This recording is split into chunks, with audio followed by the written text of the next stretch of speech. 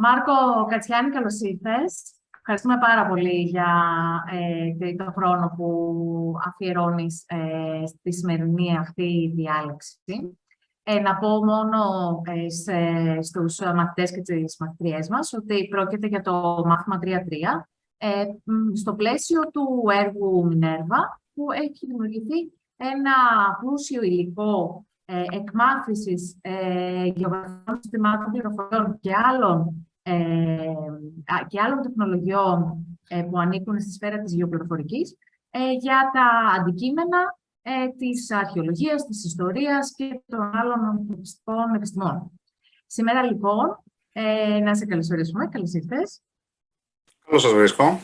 Ευχαριστώ και για την πρόσκληση. Μπορούμε να συνεχίσουμε σιγά-σιγά στα αγγλικά για να είναι και ευκολότερη η μετάφραση και η κατανόηση και από τους συμμετέχοντες και συμμετέχουσες από τις άλλες χώρες. So, in English, thank you, Marcos Katsianis, to be with us. This is the lesson 3.3 titled Solving a Spatial and Geographical Problem. This will be a guided exercise in the following parts of lesson 3.3, and Professor Katsianis will give us the context and the idea behind this exercise. So just let me introduce you, and you can speak for yourself, of course, and your remarkable research. Marcos Katsianis is an assistant professor of antiquity and digital culture in the Department of History and Archaeology in the University of Patras. So, Marcos, how come you joined those very highly digital skills with archaeology and cultural heritage? Okay, going back. One of the things that as a student, I have a degree in history and archaeology. So my first degree is history and archaeology. So one of the things that really caught my attention was space and the spatial character of things and how things are connected and what are the relationships and their distributions and how can we map, combine, analyze and sort of interpret our archaeological data to understand what happened in the past. And that basically led me to a master's in GIS and spatial analysis in the University College London. And since that time, I've been working mainly with GIS. My specialization is in 3D GIS in an archaeological excavation context, but I have also been involved in various research programs in terms of data mapping, cultural heritage protection, and so on. So actually, it's a combination of landscape analysis and archaeology, we could say. Well, landscape analysis, urban analysis, anything that involves space. So if you want to see your data, how they appear in terms of their spatial relations, you need to use these kind of platforms in order to bring data source things that are in different data sources, to put them together on a map and start the interesting business of playing with those data and analyzing them. So we usually propose some questions, some special questions to be answered. And in our lesson, we will have a guided exercise based on actually a paper in a scientific journal that you co-authored. And this is a great opportunity that you can give us the context and the logic behind the questions that will be answered afterwards in the next part of the lecture. It's about a marvelous place in South Euboea. And so please, the floor is yours. You can So, and think it's useful for our students. Okay, well, Southern Euboea, the area of Karystos, is a very interesting area, although it is considered kind of marginal from an archaeological point of view. But it has received an attention, especially with regards to surface surveys, to intensive surveys. And there have been a number of surveys conducted either by individuals, such as Donald Keller from Indiana University, and other institutions, such as the Southern Euboea Exploration Project, or SEP, or the Norwegian Archaeological Survey in Karystia, or NASK, as it is the acronym, and other pan-Euboean research conducted in the scale of the entire island. All these, let's say, research projects have created a lot of resources, and they have enlarged our knowledge about the landscape, the history of Karystos in the past. There have been hundreds of new sites that have been identified based on the material that was retrieved and identified on different spots. And this presented us the opportunity to see how we can combine different data from different surveys. And at the time, with the project leader, Zarko Tankosic, from the Southern Euboea Exploration Project and the Norwegian Archaeological Survey in the Karystia, we engaged on a research project that focused on the prehistoric sites that were identified in the area. And we sort of tried to see whether there are any patterns, any distribution patterns that are related to different environmental factors, such as the geology, or the difference from water sources, or their location in terms of the altitude, or the agricultural capacity of the soils. So we tried to sort of combine this distribution with different factors, and also engaged in some other observations regarding the material culture that was encountered in different spots, and produced a certain article that sort of gave at least our preliminary insights with regards to the Neolithic and early Bronze Age periods in Karystia. Would you like to share your screen, or to show some data? This meeting. So, Marcos, as I understand, you had multiple datasets working on. Some of them were archaeological, but some of them were environmental datasets.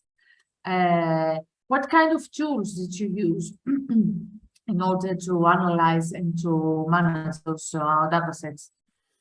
Well, essentially, you have to understand that these are surveys that have been conducted over decades. So you have different types of data. So you have lists of data. You have coordinates in different systems. So these had to be plotted on the same, let's say, background, the same coordinate system, so that they can be comparable. So that was the first step, and I mean, the first step was to create these lists of the sites, find their locations, transcribe their locations into into the same coordinate system, and then start building up all the different environmental, let's say, data sets that could be used to collate all this information.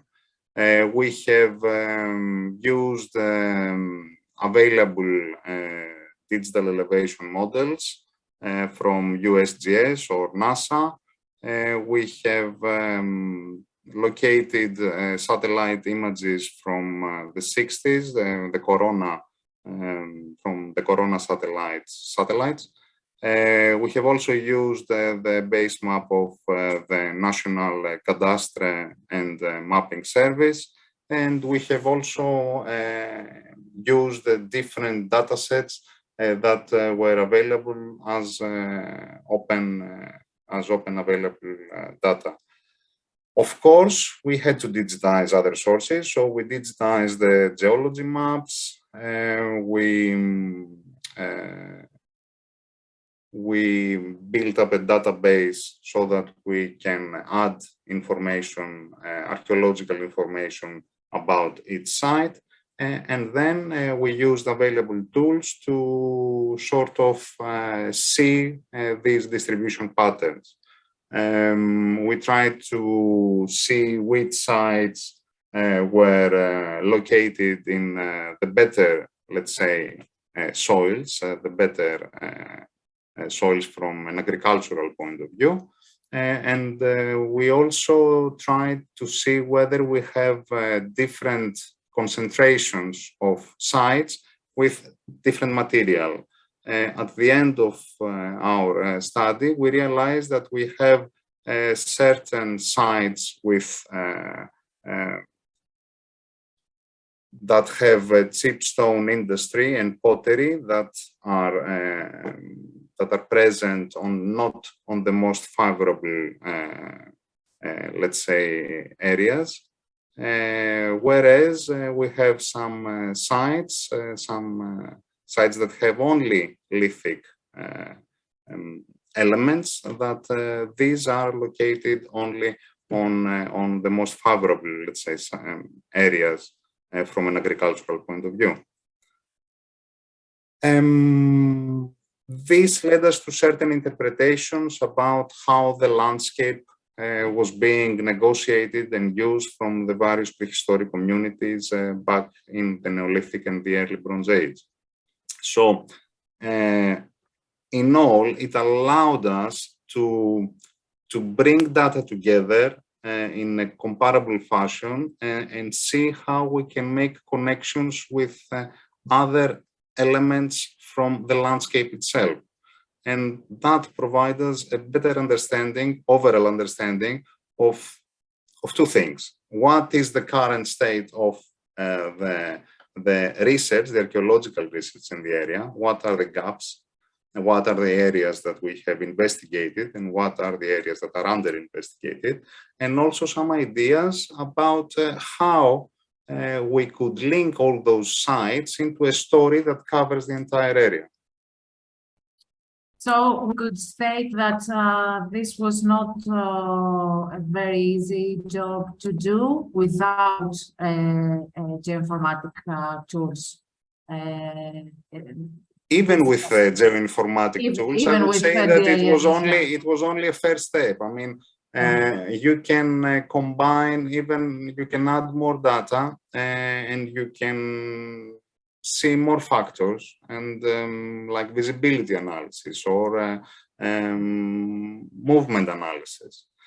So you can see how these may be connected into the landscape, how these sites are connected, or if paths and roads change throughout the years. I mean, we focused on a certain period, but if someone else attempts to see the diachronic evolution of the road network, might be able to make extra observations.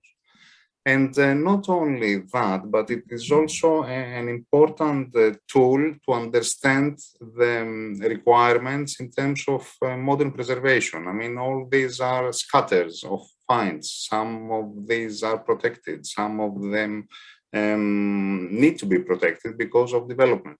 So all this is important information that has to be mapped, has to be brought together and monitored. And in this sense, it provides perhaps a toolkit that can that is multiscalar and multi-thematic. I mean, it can be applied on different, let's say, questions and different problems and different things that somebody wants to investigate. We have the next part of this lecture is the step-by-step guided exercise. Actually, the data are not exactly the data from are a little bit alternated from the research data, just to practice. Marco, thank you very much for your contribution, your ideas, and your expert knowledge. This gave us a context on the data and the area that we'll use in our exercise, the guided exercise that is on the following lecture. And also, thank you to Žarko Tankosic from the University of Bergen, Norway, for providing the data for this guided exercise. Ευχαριστούμε πάρα πολύ, Μάρκο, που ήσουν μαζί μας. Μπορείτε να περάσετε στο δεύτερο μέρος μαθήματος 3-3 για να λύσετε την άσκηση που ακολουθεί βήμα-βήμα και να ξεσκεφτείτε στα δεδομένα και στις ιδέες που μοιράστηκε μαζί μας ο Μάρκος Κατσιάνης. Ευχαριστούμε πολύ.